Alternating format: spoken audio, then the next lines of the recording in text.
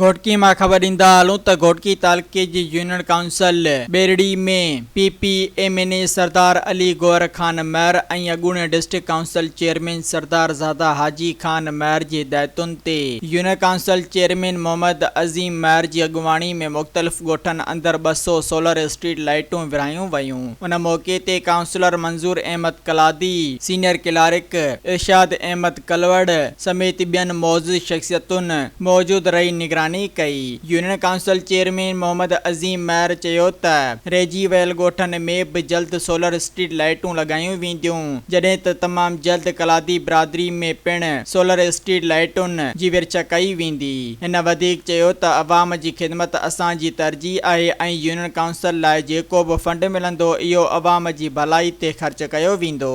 Subscribe कयो अवामी news HD खे ऐं ताज़ा तरीन ख़बरुनि लाइ ॾिसंदा रहो अवामी न्यूज़ HD।